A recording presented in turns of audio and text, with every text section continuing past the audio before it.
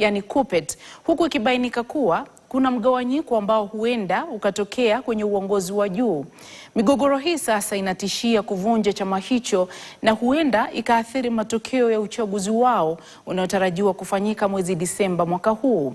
Haya yanajiri huku makatibu wakuu wa kanda wakiendelea kupinga uamuzi wa katibu mkuu wa Kelo Misori, jambo ambalo limetanua mgawanyiko katika chama chenyewe.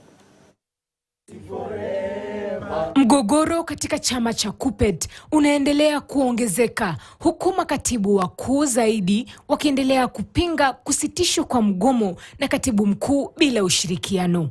Wanahoji kwamba taratibu sahihi hazikufuatwa, jambo linalozidisha mgawanyiko katika uongozi wa chama hicho kuhusu jinsi ya kushughulikia hatua za migomo ya wafanyikazi. The teachers of Narok are a disappointed lot because of the blackmail, the deceit and the politics that the national office has played on teachers. We would have wanted this strike to continue so that we have our members got promoted, so that we have the monster, that is the career progression guideline, removed, so that we have our teachers getting promoted.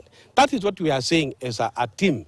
Baadhi ya makatibu wakuu wakitaka baraza kuu la KUPPET likutane likiwawezesha makatibu wakuu kupiga kura kuhusu kusitishwa kwa mgomo huo. We are still requesting for the National Governing Council to be convened so that we can vote whether the strike to be called off or the strike continues. Kutokuridhika kwa makatibu wakuu na hatua za katibu mkuu kunaweza kusababisha mabadiliko ya uongozi, huku makundi yakijipanga na mageuzi yakitoka katika chama chenyewe.